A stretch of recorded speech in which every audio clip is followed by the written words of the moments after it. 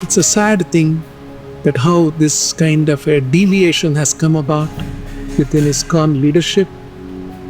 Somehow they are not able to understand really the great position, the greatness of Srila Prabhupada, and how as an Acharya, he can set up a system which may not be in tradition. They are looking for tradition. Prabhupada did so many things which is not in the tradition. Have you ever heard Brahman Diksha, Gayatri Mantra can be given from a recorded tape? Is this in any tradition? Can you show one Upanishad, one Vedic mantra which says from a recorded magnetic tape you can give a Brahman Gayatri Mantra? These are all an Acharya like Prabhupada. He is empowered to create new traditions. This is what our Acharyas have taught. In fact, Prabhupada says every Acharya pushes the boundary and takes the level to another, takes the level of preaching and practicing of Krishna Bhakti to another level according to time, place and circumstances. This is the characteristic of an Acharya. Somehow these things they are not able to understand. हरे कृष्णा। तो हमने अभी चंचलपति दास प्रभु जी का video सुना, जो कि vice chairman है world wide हरे Krishna movement और को फाउंडर है अक्षय पात्र फाउंडेशन के। तो वो कहना चाह रहे थे कि acharya of the level of Shrila Prabhupada can change the traditions. तो उनका आर्गूमेंट है कि जो प्रभुपाद के लेवल का कोई भी आचार्य है वो ट्रेडिशन चेंज कर सकते हैं, और जो हमने पहले कभी सुना नहीं है वो वैसा कर सकते हैं।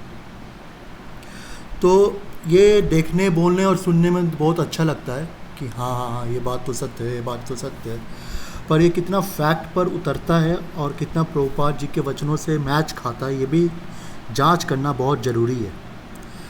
तो ये जो लेक्चर है प्रभुपाद जी का भगवद गीता 4.19 में अप्रैल 8, 1974 में उन्होंने देखिए क्या बोला है।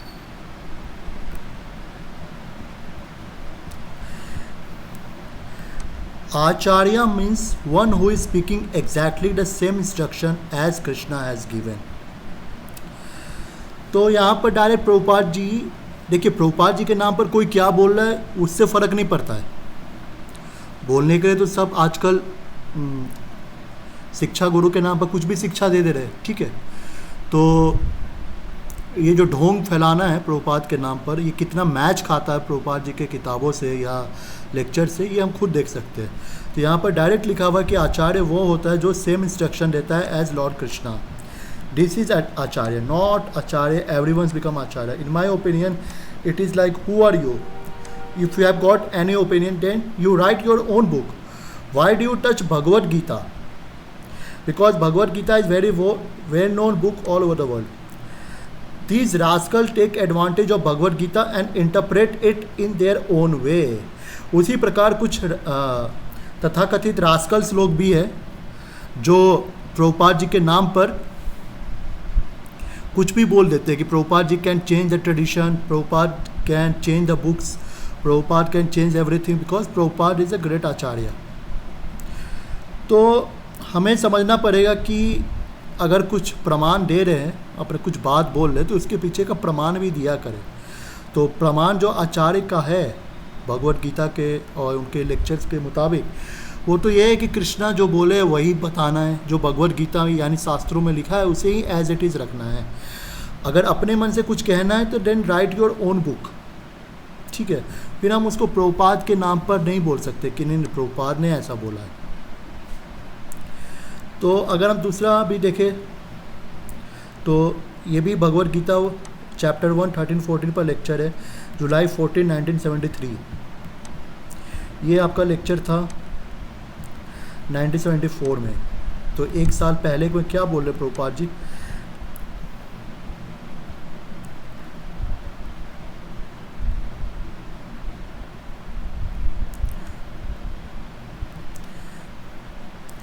आचार्यान पुरुषो वेदा because he is receiving the right knowledge from the right source. आचार्य एवं परंपरा प्राप्तम। Acharya means by disciplic succession. As Krishna से disciplic succession all acharya will the say the same thing. सारे आचार्य एक ही चीज़ कहेंगे, ये नहीं कि acharya can change the tradition.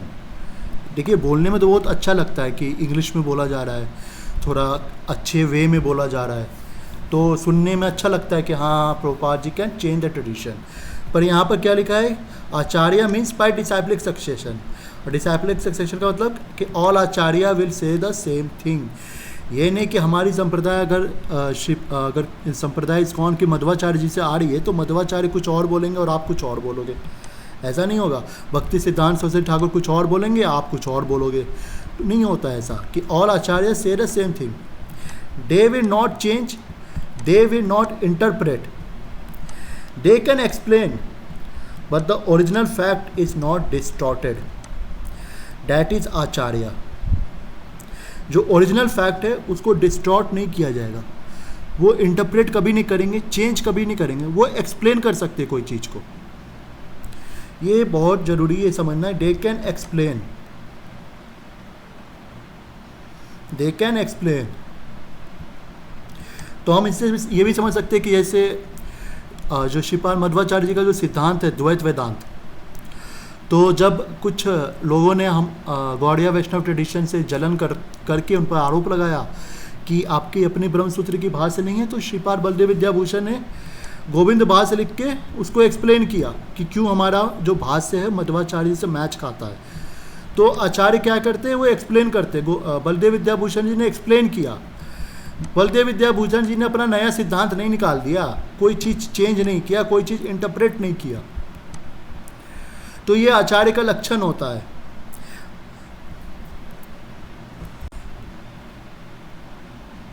पर ऋत्विक्स को क्या है इससे तो उनको कोई फर्क नहीं पड़ता है, क्योंकि उनके लिए तो फाइनल ऑर्डर सत्यम और रेस्ट ऑफ बुक्स आर मिथ्या, मायावादियों की तरह।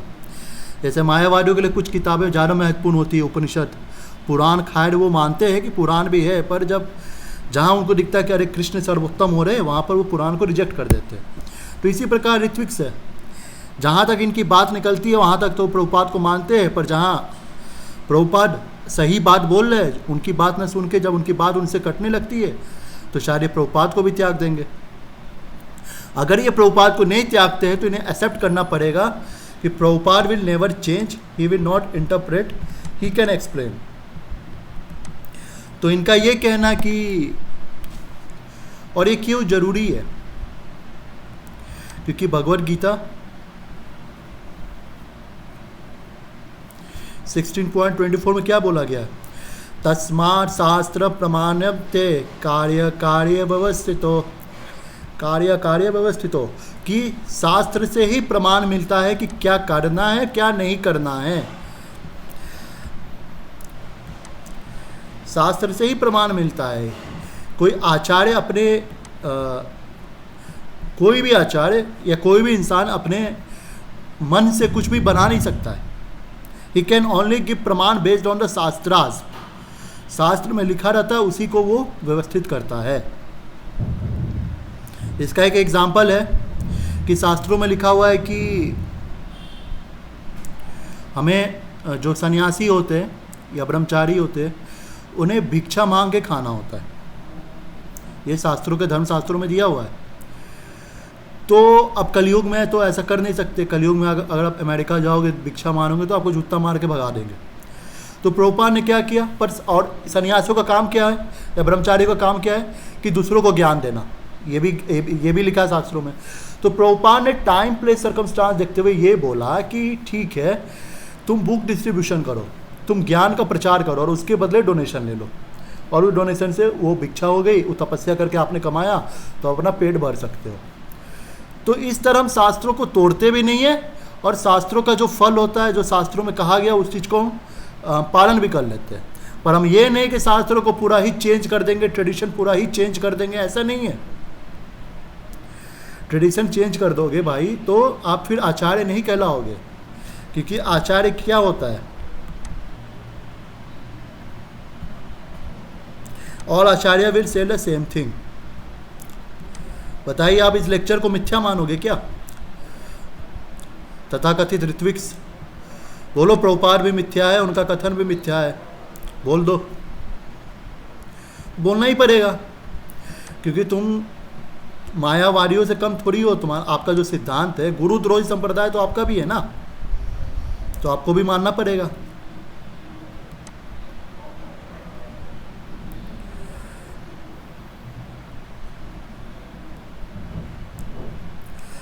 इसके पर्पट में क्या लिखा हुआ? That is called following the principle of shastra और स्क्रिप्चर।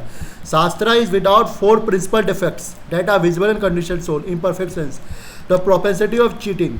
अगर आप शास्त्र फॉलो नहीं करोगे इसका मतलब आप किसी न किसी को चीट करोगे ही करोगे। साफ साफ लिख रहे Prabhupada. Certainty of committing mistake, कुछ ना कुछ गलतियां करोगे। The certainty of being illusion, किसी न किसी को धोखा दोगे या खुद भी धोखा खाओगे। तो ये 4 डिफेक्ट हमेशा रहेंगे ही रहेंगे अगर आप शास्त्र फॉलो नहीं करोगे, अगर आप पूरा का पूरा ट्रेडिशन ही चेंज कर दोगे। और फिर यही चीज आपको ब्रह्मसूत्र में भी मिलेगा, शास्त्र योनित्वात् 1.1.3 में, कि शास्त्र से ही पता चलता है कि हमें ब्रह्म यानी भगवान को जानना कैसे है। और 1.154 में बोला तत्व समन्वय। अगर कोई अगर आपको दिखता है कि कॉन्ट्राडिक्शन है शास्त्रों में या आचार्य के कथनों में भी, मान लीजिए प्रभुपाद जी एक जगह कुछ और लिख रहे हैं, एक जगह कुछ और लिख रहे हैं, तो इसका मतलब नहीं कि हम एक चीज़ मान ले या आप एक चीज़ मान लो, ऐसा नहीं होता है। आपको उस दोनों के कॉन्ट्राडिक्शन को सॉल्व करना होता है, उसका समन्वय करना होता है। ये नहीं कि आप ये आधा ले लिए आधा हटा दिए, वैसे करोगे तो फिर कहीं आप संप्रदाय को कहीं का कहीं ले जाओगे। नहीं, आपको समन्वय करना होता है। तो आपको इसका भी समन्वय करना पड़ेगा कि जहाँ लिखा जा रहा है कि acharya will say the same thing, आप नहीं बोल सकते Prabhupada can change the tradition. आपने एक स्टेटमेंट्स को ले लिया, शायद वो स्टेटमेंट प्रभुपाद ने कभी कहा भी नहीं होगा, पर आपने अपने से मन से बना भी लिया और चलो मान भी लिया कि प्रभुपाद ने कहीं कहा है, फिर भी आप इस चीज़ को तो पूरा निगलेक्ट कर नहीं सकते हो। तो इन बेवकूफ़ों का जो आर्गूमेंट रहता है ऋत्विक्स का, ये बचकाने आर्गूमेंट्स रहते हैं। अब देखिए मेरे सामने क्या खुला हुआ है, यह है श्री वरा पुराण। एटलीस्ट ऋत्विक्स तो इतना मानते हो गए ना कि वरा भगवान है, नहीं तो आदि शंकराचार्य की तरह कल को यह ना बोलने लगे मिथ्या है। ठीक है, तो कम से कम ऋत्विक्स को बोलना चाहूँगा कि वरा जी को भगवान मानना शुरू कर दो। इस आज के बाद से शायद तुमको बहुत दिक्कत होगी, पर फिर भी मैं बनवाने का कोशिश करूँगा। तो ये है दीक्षा सूत्र का वर्णन, दीक्षा कैसे दी जाए, पूरा का पूरा अध्याय है। अगर पढ़ाई लिखाई करोगे तो दिखेगा, और ना अपनी कहानियाँ बनाओगे कि Prabhupada as an acharya can change the tradition, तो फिर तो अलग ही ख्वाब है आप लोग का। देखिए भगवान वराह बोले, देखिए अब प्राणियों के कल्याण तथा विश्व की रक्षा के लिए आप कृपा करके मुझे अपनी दीक्षावधि का उपदेश करें। दीक्षा कैसी करनी है उसका उपदेश करें। तो भगवान वराह बोलना शुरू करते हैं। उत्तम दीक्षा वह है जिसके प्रभाव से मुझ में मन लगाकर मनुष्य सुखपूर्वक संसार समुद्र पार पा जाता है। तो अगर होता है ना कि हम उत्तम गुरु से ही लेंगे दीक्षा, इनका कहना है ऋत्विक्स का, हम प्रभुपाद से ही दीक्षा लें, हम उनके डिसाइपल से दीक्षा क्यों लें? तो भाई तुम प्रभुपाद से ही लो, ठीक है। फिर भी अगर उत्तम दीक्षा तभी कहलाएगी अगर तुम खुद संसार पार कर गए, अदरवाइज तुम्हारा दीक्षा लेना भी फेल है। चाहे तुम प्रभुपाद से लो, चैतन्य महाप्रभु से लो, मध्वाचार्य से लो, या ब्रह्मा जी से लो, जिससे लेना है ले लो, या कली से ले लो, वो भी ले सकते हो। अगर नहीं संसार से पार हुआ तो तुम्हारी दीक्षा उत्तम दीक्षा तो नहीं कहला सकती। सिर्फ एक उत्तम गुरु से दीक्षा लेने से तुम्हारा दीक्षा उत्तम नहीं हो जाता। इसके लिए साधक को चाहिए कि वो गुरु के समीप जाकर उनसे प्रार्थना करे कि हे गुरुदेव, मैं आपका शिष्य होना चाहता हूं, आप मुझे दीक्षा देने की कृपा कीजिए। वाह, अब ऋत्विक बेचारे करे तो करे कैसे? क्योंकि वो तो प्रभुपाद के विग्रह के पास जाके प्रार्थना करेंगे। तो मैं ऋत्विक से पूछना चाहूँगा कि प्रभुपाद जी ने आपको स्वीकार किया या ना किया, इसका प्रमाण क्या है? अगर मैं बोल दूं कि प्रभुपाद जी गुरुदेव मैं आपके शिष्य होना चाहता हूँ, प्रभुपाद जी कोई आंसर ना दे, तो आप इस चीज़ को क्या करोगे कि अरे देखो बिंग द स्पिरिट्स और प्रभुपाद जी का मजाक उड़ा रहा है, अमोक लीला प्रभु जी प्रभुपाद जी का मजाक उड़ा रहे हैं। तो ये सेंटिमेंट खेलना चाहेंगे, समझ रहे हो, सेंटिमेंटली खेलना चाहेंगे। शास्त्र का तो प्रमाण इनके जो चेयरमैन है, वाइस चेयरमैन है, किसी के पास तो है नहीं। तो ये सेंटिमेंटली खेलना चाहेंगे, देखो देखो देखो प्रभुपाद के अर्च विग्रह को ऐसा बोला जा रहा है, तो ये प्रभुपाद जी का वो है, क्या बोलते हैं, अपमान है। ठीक है, हम प्रभुपाद जी का अपमान नहीं करते आपके अनुसार, ऐसे तो अपमान है नहीं। आप मुझे बता दीजिए कि प्रभुपाद जी ने आपको शिष्य स्वीकार किया या नहीं किया, इसका प्रमाण क्या है? क्या प्रमाण है?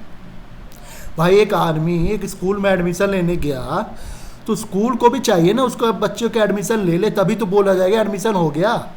तो आपका एडमिशन ब्रह्म मध्व गौड़ीय वैष्णव संप्रदाय में हो गया दीक्षा के द्वारा, ये तभी होगा ना जब प्रभुपाद जी भी स्वीकार करेंगे कि हाँ तुम मेरा शिष्य हो चुके हो। तो कितने ऋत्विक्स को ऐसा प्रभुपाद जी ने बोला सामने से आकर के कि हे मेरे मायावादी ऋत्विक, क्योंकि वैष्णव ऋत्विक तो वैष्णव तो बोल नहीं सकते ना आपको, वैष्णव बोलेंगे तो वैष्णव वर्ड का तो अपमान है। ठीक है, तो हे मायावादी ऋत्विक तुम मेरे हाथ से शिष्य हो चुके हो। प्रभुपाद जी ने ऐसा बोला कितनों को? नहीं बोला। तो तुम्हारी दीक्षा तो संपन्न ही नहीं हुई, एटलीस्ट बड़ा पुराण के अनुसार, एटलीस्ट भगवान वरा के अनुसार। ठीक है, अब आप फिर लौट के आते हैं, इस पे लेक्चर पे वापस आते हैं ना। अब देखो, as Krishna says all acharya with same thing. अब कृष्णा को रिप्लेस करो वरा जी से। ठीक है, एज वरा भगवान says all आचार्यज will say the same thing. समझ रहे हो? समझ में आ रहा है कि प्रसाद ज्यादा ओवरलोड हो गया, तुम्हारा आपके दिमाग तक नहीं पहुंच पा रही है बात हमारी। थोड़ा मतलब खोलो, ये अकल को खोलो थोड़ा, अगर हो सके तो। खैर, तो मायावादियों को जितना गालियां देता हूं सोच रहा हूं उतना ना दूं आपको, पर क्या करें, आपका जो सिद्धांत है मायावाद से तो कम है नहीं, उससे शायद एक स्टेप आगे ही होगा। वो तो चलो शास्त्रों की हत्या करते हैं, आप तो भक्त भी बन गए और प्रभुपाद का सहारा लेके, जिन प्रभुपाद का पूरा जीवन मायावाद को काटने में गया, उन्हीं प्रभुपाद का सहारा लेके मायावाद सिद्धांत प्रचार कर रहे हो। यहाँ साफ साफ लिखा है कि जाके गुरु जी से प्रार्थना करो, आप मुझे दीक्षा देने की कृपा कीजिए, फिर उनकी आज्ञा से दीक्षा के उपयोगी पदार्थ वो आज्ञा देंगे। ये देखो, धान का लावा, ये सब जो भी है मटेरियल लगते हैं होने में,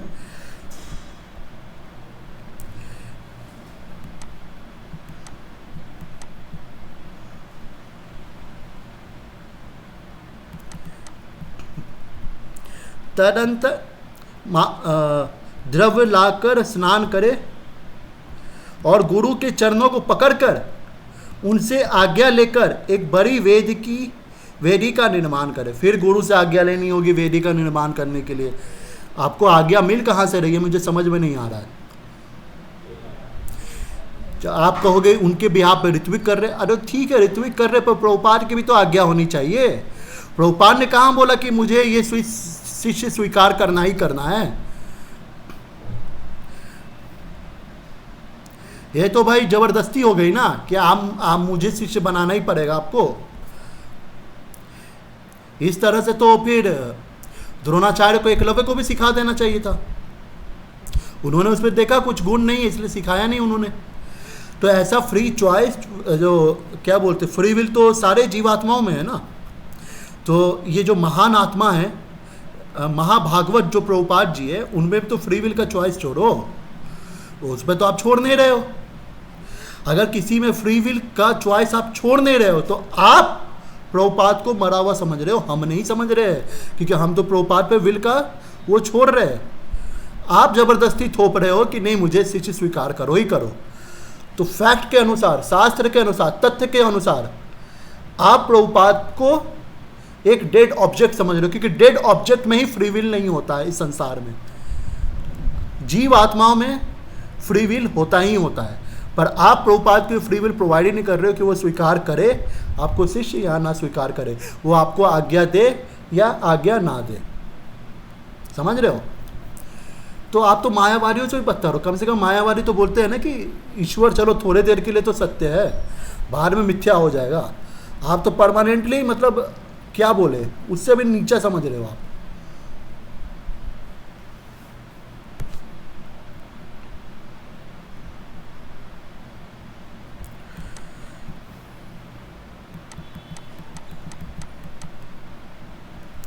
गुरु, अब देखिए, गुरु के प्रति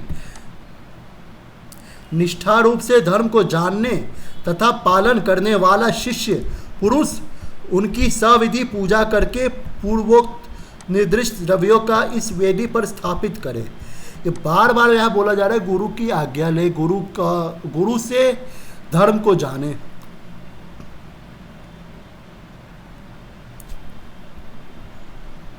उस समय दीक्षा देने वाले गुरु का कर्तव्य है कि उक्त कार्य संपन्न करके शिष्य को ऐसा मंत्र दे जो रुचि एवं वर्ण आदि, रुचि तथा वर्ण आदि के न्याय के अनुसार हो, अथवा जिससे उसकी हार्दिक तुष्टि हो। ये देखिए,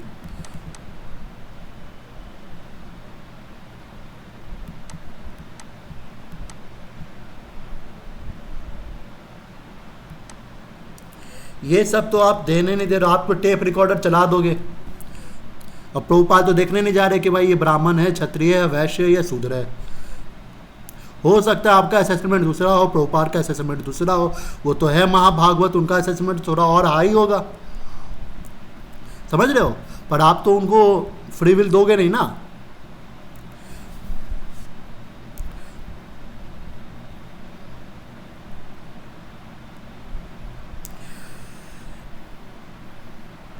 फिर देखिए क्या लिखा है, फिर आचार्य पूर्वाभिमुख बैठकर दीक्षा की इच्छा रखने वाले सभी शिष्यों को निम्नलिखित उपदेश सुनाए।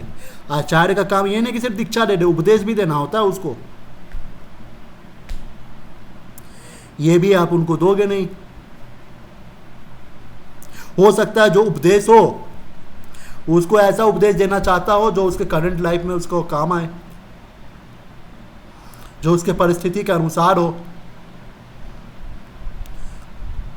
ये चीज तो हो नहीं पाएगा। और देखिए, जो व्यक्ति मेरा भक्त होकर भी किन्हीं अन्य भगवत भक्त सत्पुरुषों को देखकर उनके लिए आदर पूर्वक उठकर स्वागत सत्कार आदि कर्म नहीं करता है, वो मानो मेरे ही हिंसा करता है। तो ये कहना कि सिर्फ और सिर्फ प्रभुपाद प्योर डिवोटी है और कोई प्योर डिवोटी नहीं है, और उनको बोगस गुरु कहना, बोगस गुरु कहना, बोगस गुरु कहना बार बार बार बार बार बार, तुम तो मानो कि भगवान वरा या भगवान कृष्ण के प्रति ही हिंसा कर रहे हो। समझ रहे हो? तो ये तो पूरा का पूरा पुराण हो, पंचरात्र हो, वेद हो, उपनिषद हो, मायावाद उर्फ ऋत्विकवाद का तो महाखंडन करता ही रहता है। जब भी आँख खोल के पढ़ोगे वहीं पर आपको मिल जाएगा।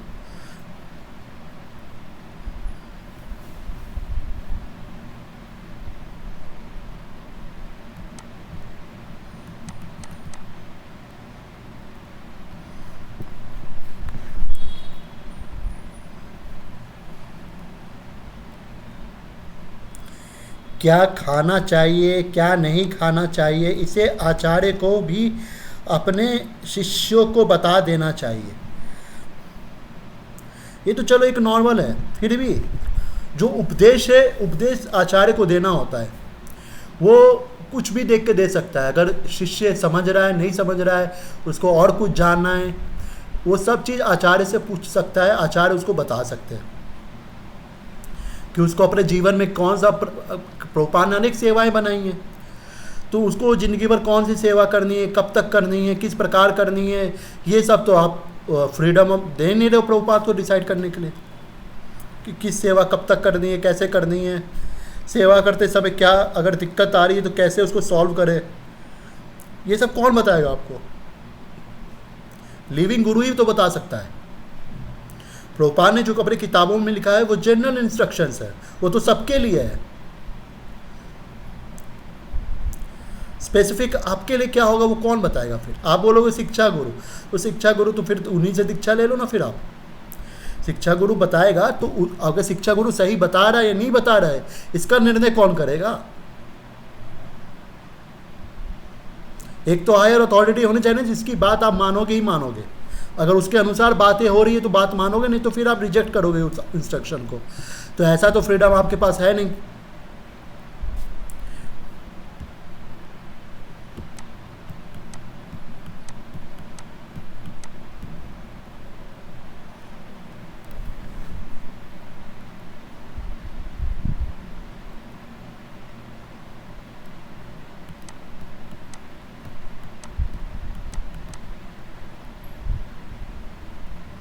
वसुंधरे दीक्षा के पहले मंत्र लेने वाला शिष्य के प्रति गुरु इन सब बातों का उपदेश दे।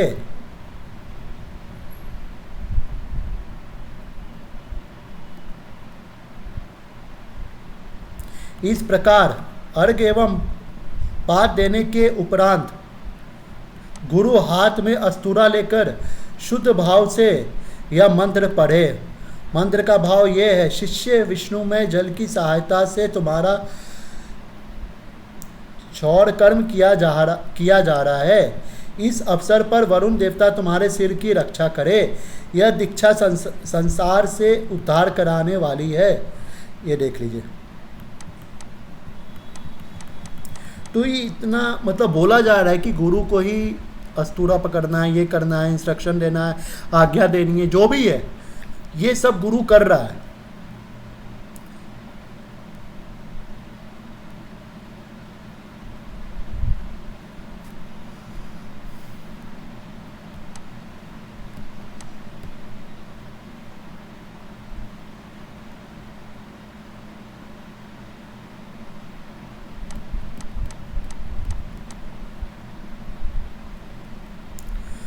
देखिए, तदंतर मंत्र पूर्वक विधि के साथ आचार्य की पूजा कर उन्हें प्रसन्न करना चाहिए।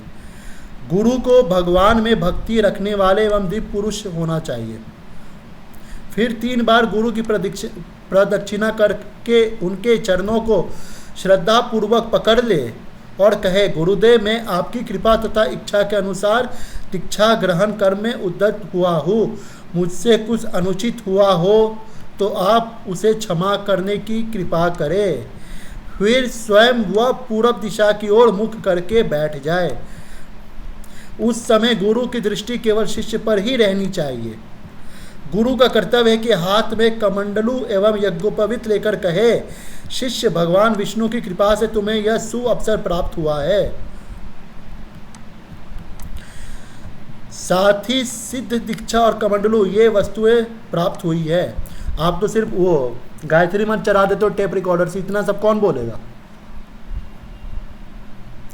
ब्लेसिंग तो हार्ट से निकलती है ना। तो शिष्य से प्रसन्न है गुरु की नहीं है, तभी तो उसको ब्लेसिंग देंगे। आप तो टेप रिकॉर्डर से गायत्री दे रहे हो सीधे।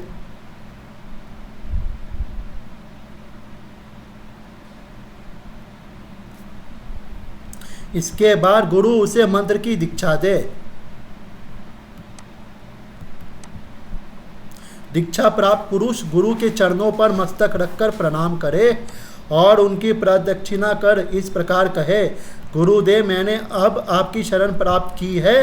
आपके द्वारा मुझे वैष्णवी या वैष्णव दीक्षा सुलभ हो गई। यह आपकी कृपा का फल है।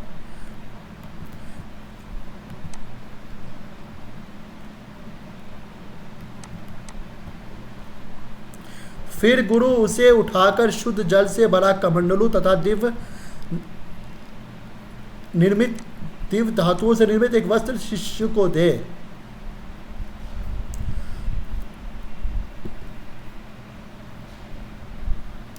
दिव्य तंतुओं द्वारा इस समय गुरु को कहना चाहिए कि वत्स तुम ये वस्त्र तथा पवित्र जल भरा पवित्र कमंडल ग्रहण करो। पुनः शिष्य गुरु को चंदन लगाकर हाथ में मधु पर्क लेकर कहे, भगवान आप पार्थिव शरीर को शुद्ध करने वाले इस चीज को ग्रहण कीजिए। अब देखिए, तत्पश्चात शिष्य को गुरु के चरणों को पकड़कर उन्हें संतुष्ट करना चाहिए। फिर मन पर संयम रखते हुए मस्तक से लगाकर गुरु प्रदत्त मंत्र को हृदय में धारण करे और कहे, भगवान में भक्ति रखने वाला सभी पुरुष मेरी बात सुनकर कृपा करे। गुरुदेव मेरी सभी कामनाओं को पूर्ण कर दिया, मैं इनका सेवक और शिष्य हो गया हूँ और ये देवता के समान मेरे गुरु हो गए। हे वसुंधरे, आगम यानी पंचराज शास्त्रों में ब्राह्मण की दीक्षा की यही विधि कही गई है। अब जो अन्य 3 वर्णों के लिए दीक्षा की विधि है वह भी मुझसे सुनो। अध्याय 127। ब्राह्मण दीक्षा की यही विधि बताई गई है। गुरु और शिष्य में बार बार इंटरेक्शन हो रहा है। शिष्य गुरु से बार बार इंस्ट्रक्शन ले रहा है, बार बार आज्ञा ले रहा है, गुरु बार बार उसको निर्देश दे रहा है, ब्लेसिंग दे रहा है। ये सारी चीज़ें हो रही हैं, सिर्फ और सिर्फ रिकॉर्डर चला के ब्रह्म गायत्री थोड़ी दी जा रही है। क्या लिखा है कि सारे शास्त्रों में, आगम शास्त्रों में भी यही विधि बताई गई है, वेदों में भी यही विधि बताई गई है। अब बताइए, तो दीक्षा ही मत दो ना आप। दीक्षा देने की इतनी चुल क्यों मची हुई है? अगर शास्त्र का पालन नहीं करना है तो दीक्षा क्यों दे रहे हो? फिर ले क्यों रहे हो? Prabhupada can change the tradition, तो प्रभुपाद ने तो नहीं बोला कि आई कैन चेंज ट्रेडिशन। आप क्यों प्रभुपाद के मुंह पे वो चीज़ डाल रहे हो, उनसे कहलवाना चाह रहे हो? प्रभुपाद ने जो कहा है, किताबें पढ़ो, दिख जाएगी क्या कहा है उन्होंने। यूट्यूब और इंस्टाग्राम और पे अपना इंटरव्यू देने से थोड़ी आपको पता चल जाएगा कि प्रभुपाद ने क्या बोला है। हजारों शिष्य और हजारों डोनेशन आने से थोड़ी पता चल जाता है। थोड़ा दिमाग खोल के पढ़ना होता है, तो पढ़ा करिए। अपने हिसाब से ब्राह्मण दीक्षा, ये सब दीक्षा का अपना प्रोसीजर न बना दीजिए। अब बनाना है ना तो फिर भगवान वराह को कम से कम शंकराचार्य के तहत, शंकराचार्य ने तो अनेकों बार पूरे चैनल में मैंने प्रूफ किया है ना, पूरे बिंग द स्पिरिचुअल चैनल में बार बार प्रूफ किया है कि आदि शंकराचार्य ने वेद व्यास को गाली दी है, मधुसूदन सरस्वती ने आदि शंकराचार्य को गाली दी है। तो आप भी भगवान वाला को गालियाँ दे दो, क्योंकि उन्होंने ये विधि बता दी है। इस तरह ही दीक्षा होती है, अन्यथा दीक्षा नहीं होती है। तो शंकराचार्य की तरह प्रभुपाद को, भगवान वराह को, अन्य वैष्णवाचार्य को गालियाँ देना शुरू करो, ठीक है। अन्यथा खाली अच्छे से बोलने से, प्यार से बोलने से, इंग्लिश बोलने से आपकी जो कथन है वो शास्त्र मर्यादा के अनुसार नहीं होगी। शास्त्र की अवहेलना मतलब भगवान की अवहेलना, और आपकी खुद की दीक्षा की भी अवहेलना। हरे कृष्णा।